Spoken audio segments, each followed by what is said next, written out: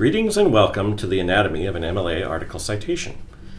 In this tutorial, we're going to briefly introduce MLA style citation and provide you with a basic example of an MLA article citation, which we will then dissect, describing each of the constituent parts of that citation, why they're included, and how to format them in the citation. Hopefully, at the end of this video, you will understand the basic principles of citing an article in MLA style, and you will be able to construct your own basic article citations. To start out with, what is MLA citation? The MLA citation style is laid out in the MLA handbook, which follows the standards adopted by the Modern Language Association, hence the acronym. This citation style is used most commonly by English composition, English literature, rhetoric, and foreign language courses. As of 2021, the MLA handbook is in its 9th edition, so the version of MLA citation we will be covering in this video is MLA 9th. Okay, so now we know what MLA citation is. How do we create one? Well, this is where we get into the gory details of dissecting a citation to show you how it works. However, to really get the most out of this part of the video, it helps if you have the proper tools. At the very least, a paper and pencil or pen, and maybe some highlighters if you think they would help. Feel free to pause the video now and collect your tools. Okay, got everything? Great. So here you see the article citation we're going to dissect. Just in case you're wondering, no, I have not written an article titled The Book of Everything, a Critical Review for Fictional Reviews Quarterly. But this example will serve our purposes. Take your paper and write the citation exactly as you see it on your screen in the center of your piece of paper. Make sure to leave plenty of room for notes. Go ahead and pause the video while you write down the citation. Ready? Awesome. Now I'm going to take this citation apart piece by piece and describe each part, why it's there, and how it's formatted. As this is just a basic example, I may refer to some other situations you may come across while citing sources. If at any point you need more time to make notes about what I'm talking about, feel free to pause the video and then start again when ready.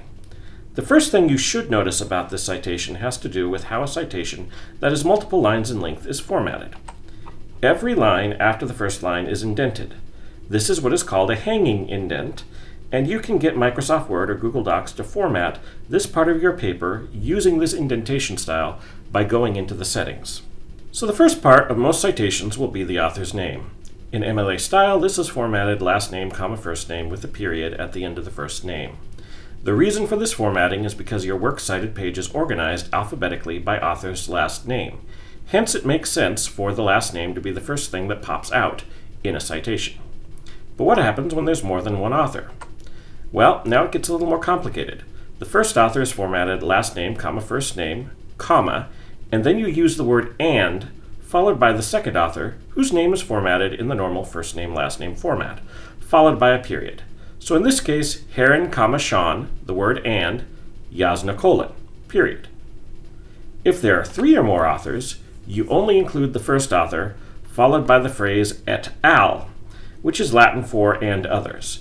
The period goes at the end of al, never after et.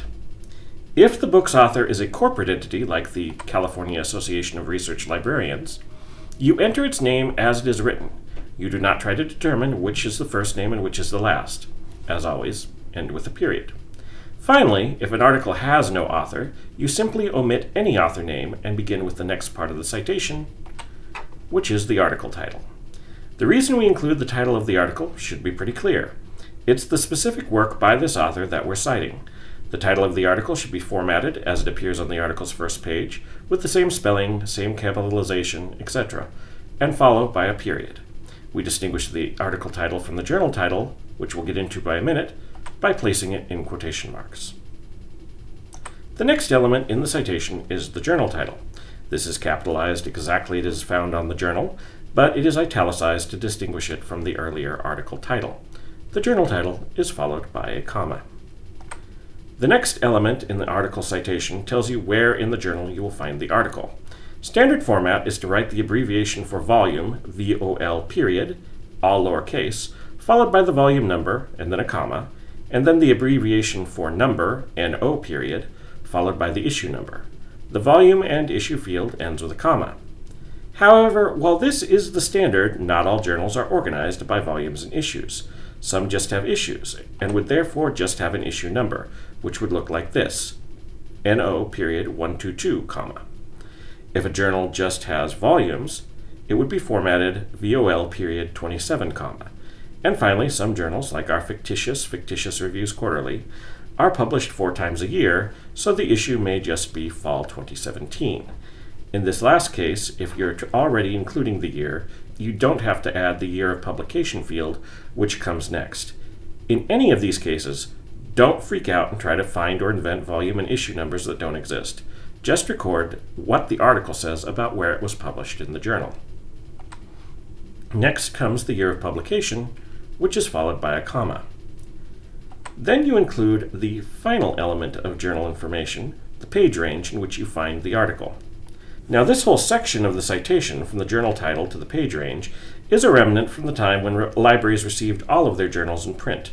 During this time, you would look up an article in an index, an early form of database with no full text, and then look up the journal it came from in the library catalog. Then you would go down to the stacks and pull the bound volume, open it up to the issue in question, and then find your article on the page range specified. Databases make this a lot easier now. The last 2 parts of the article citation have to do with finding it online. If you have used the print version of the article, they are optional, but as most articles are now found online, you're probably going to have to use them. The first of these elements is the name of the database in which you found the article. This is italicized and is followed by a comma. The second of these elements is the DOI. A DOI, like a permanent URL, ensures that this article should be accessible from this point for the foreseeable future. If the article has no DOI, it can be omitted. The DOI is followed by a period. That takes care of the bibliographic citation. But the bibliographic citation is only 1/2 of a complete MLA citation. Every MLA citation has 2 parts, the bibliographic citation and the in-text citation. Why do you need both? Well, the bibliographic citation helps your reader know what article you got the information from, but doesn't tell the reader what part of your work was taken from that work, nor does it tell the reader where in the article you cited you got that idea or quote. To learn more about in-text citations, check out our tutorial on in-text citations MLA style. Now, obviously, there are a lot more types of sources to cite than just articles, and there are a lot more situations for citing articles than we've covered in this brief video. If this video didn't answer your question, there are more resources available to help you cite your work. The Purdue Online Writing Lab, or OWL for short, provides an excellent website covering a lot of different scenarios and rules for MLA citation.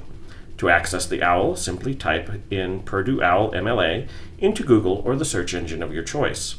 You can also reference the MLA Style Guide itself by typing MLA 9th into OneSearch.